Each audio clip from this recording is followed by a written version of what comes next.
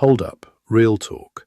If you think your financial problem is inflation, housing prices, or interest rates, I'm stopping you right there. Because bro, that's not the truth.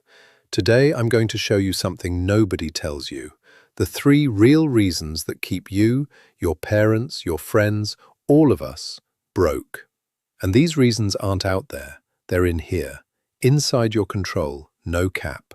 And if you watch this whole video, I promise you, you will never look at money the same way again. Let's get into it.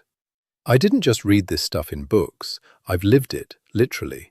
I've watched people standing at the edge of financial disaster, not because of inflation, not because of some huge crash, but because of 3 simple, small, everyday mistakes. And I went through this myself too.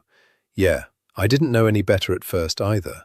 I got caught in the exact same traps I'm about to show you. Been there, done that. This isn't a confession. This is a warning. And it's also a way out. A lifetime of financial disaster comes down to 3 things, straight up. Number 1, we don't know what we should know. Number 2, we do what we shouldn't do. Number 3, we don't do what we should do. Sounds simple, right? But that simplicity is exactly what makes it so dangerous. Because when something's simple, we don't take it seriously. Today we're going to break down all 3, and I'm going to start from the last one, because that one's the most mind-blowing. Recap hook. Remember, we're talking about the 3 reasons that keep you broke. The first one we're covering, we don't do what we should do. The story. Picture someone, okay? Paycheck comes in every month, money goes out. By the end of the month, it's gone. Next month, same cycle. That person never asks, where is my money actually going? This isn't just a story, it's a pattern. And I guarantee you recognized yourself somewhere in that from. Statistic drop. Even among people who make a budget, 84% blow past their own budget anyway. Think about that. Most people who are even trying still end up failing. Why? Because there's a world of difference between making a plan and following one.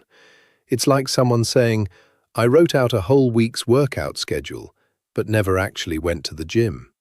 Talk is cheap. Writing it down doesn't work. Doing it works.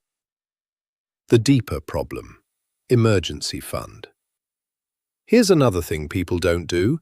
They don't save for themselves until they actually need to. Do you know how many people have 3 months of expenses saved up for an emergency? Only about 46%, meaning half of people either have nothing or what they have isn't enough. And when life suddenly throws a curveball, car breaks down, job gets lost, someone gets sick, those people are left with only one option: debt.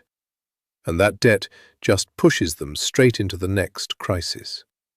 But this is just the beginning, bro, because even the people who do save mostly don't invest their money properly either. And when I tell you this number, you're not going to believe it. According to one study, among people who do put money into their retirement accounts, 55% leave that money sitting in cash for at least a year. That money never actually works. It just sits there, asleep. It's like building an army and never sending it into the field. What good is that army? So the question now is, how do we fix this? First thing, start tracking your spending. Just 1 week, write down every dollar that goes out.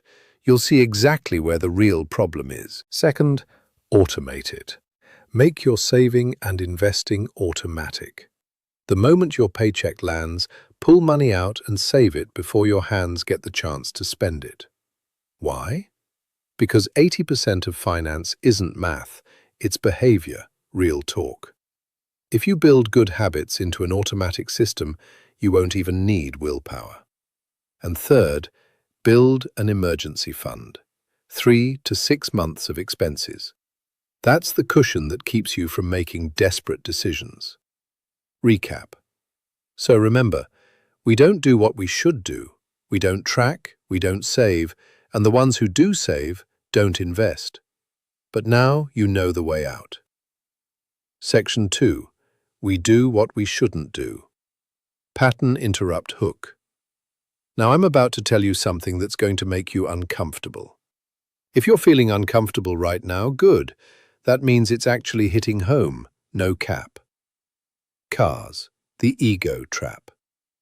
Let's talk about cars. Have you ever thought about this? People don't even have time to notice what car you're driving. Yet we spend our whole lives living out this illusion that a car is our identity. It's all just a flex, honestly. Check this number. The average new car payment is $772 a month, and that loan runs for 69 months. That's almost 6 years.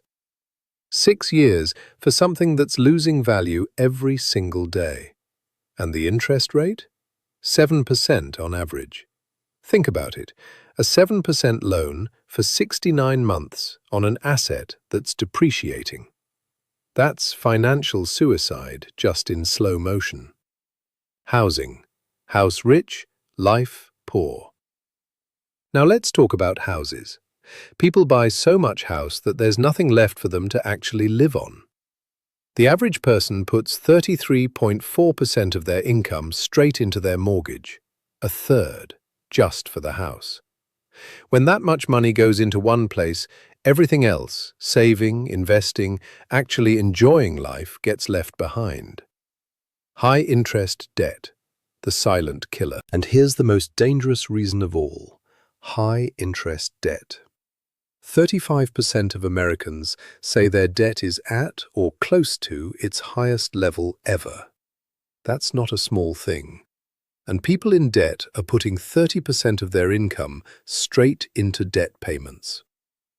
Let me run this math for you real quick. If you're putting 30% into debt, but instead you saved and invested half of that, just 15%, over an entire career, that could turn into over $1.5 million. Think about that. Half the amount, a whole career, saving instead of debt. The difference? $1.5 million. Game changer, literally. The trillion-dollar machine. And none of this is happening by accident. The global marketing industry is now worth over $1 trillion. That's an entire empire built to make you spend more. You don't even realize it, and your money ends up in their pocket. It's not your fault, but now you know, so now it's your responsibility. The rules. Cars. So how do you avoid this? Follow the frameworks. For cars, remember this rule. 20% down payment, loan for no more than 3 years or 36 months, and all your car payments combined should be no more than 8% of your monthly income. Stay within this rule, and you'll never buy more car than you can actually afford. The rules. Housing. For housing, when buying your first home, 3 to 5% down is enough. But the condition is you need to stay in that house for at least 5 to 7 years, and your monthly payment should be no more than 25% of your income. The rules. Total debt. And altogether, car, house, student loans, everything, your total debt should be no more than 35% of your income. Anything more, and you lose the margin in your life. But all of this only happens because we never learned certain things in the first place. And now we get to the real root, the reason that starts before everything else. Vulnerability moment. This section is closest to my heart, because I went through this myself. Real talk. My parents were good people, loving, hard-working. They taught me to save money, but they themselves didn't know how to actually grow saved money. To them, investing meant a fixed deposit at the bank. That was it. By the time I learned how money actually works, a lot of time had already passed. The big statistic. For the past 9 years, financial literacy among Americans has stayed exactly the same, only 49 to 50%. It's not going up, it's not going down. We're stuck in one place. And that's no surprise. When we were never taught, how are we supposed to make the right decisions? Student loans. The first danger zone, student loans. 17, 18, 19-year-old kids are making the biggest financial decisions of their lives with zero preparation. 52.3% of students currently in college say that when they took out their loans, they knew little to nothing about them. Think about it. To buy a house, you have to show income, show a job. But to take out a student loan, you need nothing, no verification. And that's how kids end up hundreds of thousands in debt without understanding any of it. Credit cards. Now let's talk about credit cards. 44% of college students are given a credit card without ever being taught anything about it first. There's a table set up on campus. Get a free t-shirt, sign up, with no mention of how dangerous this thing can actually be. And then there's a myth that's ruining a lot of people. 38% of Americans wrongly believe that you need to carry a balance every month to improve your credit score. That is flat out false, straight up. You need to pay off your entire credit card bill every single month. Carrying a balance only makes the bank richer, not you. And here's another shocker. Among people who are in credit card debt, 2/3 are still out here trying to maximize their rewards points. It's like someone drowning and thinking, let me take a selfie while I swim. Make it make sense. Employer match, free money left behind. And listen to this. 34% of employees don't even contribute enough to their 401k to get their full employer match. That's free money, literally free money. And 1/3 of people leave that free money on the table. 401k leakage. And even among people who do put money in, a lot of them pull it out early too. For every $1 that goes into a 401k, 40% of it gets withdrawn before it's supposed to be. It's like pulling your own army off the battlefield and calling it home before it ever got the chance to win anything. Recap. Hook. Hold on and think. What have we learned so far?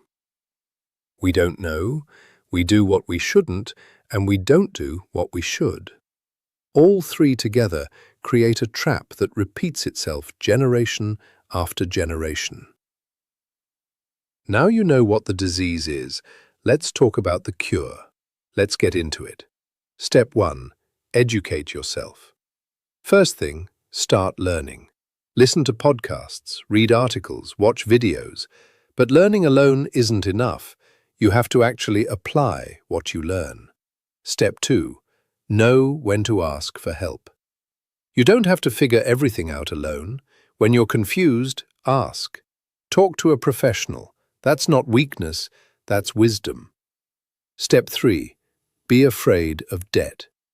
I want you to be afraid of debt, like a chainsaw. It's a tool, but if used carelessly, it will cut you. Step 4. Follow the frameworks. For cars, 20% down, 3-year loan, 8% income limit. For houses, 3 to 5% down on your first home, stay 5 to 7 years, 25% income limit. Total debt, under 35%. Step 5. Build an emergency fund. Save 3 to 6 months of expenses. This is your safety net. Step 6. Automate it. Make your saving and investing automatic. Let it save itself before your brain gets a chance to decide to spend it. Step 7. Don't leave free money behind. Get your full employer match. It's free money. Don't leave it on the table. Step 8. Invest. Don't just save. Saving money is step 1, but investing it is the real growth. Cash sitting there doesn't do any work. Think about your future self for a second, for real. That person who's going to meet you 20, 30 years from now. Will they thank you or will they curse you? If you start changing these small decisions today, tracking, saving, investing, following the right frameworks, you'll give your future self the life they deserve. This isn't an overnight job, it's a journey. But every journey starts with one step. Take that step today. Final challenge. So now you have two paths. Either you close this video and repeat the same old pattern, or you make a new decision starting right here. Choose a new path. Start tracking your money. Start building your emergency fund. Start following the right frameworks. There's no magic trick to making money in life. There's only discipline, and discipline starts today. I'm with you on this journey. Let's move toward a better financial life. Let's get it.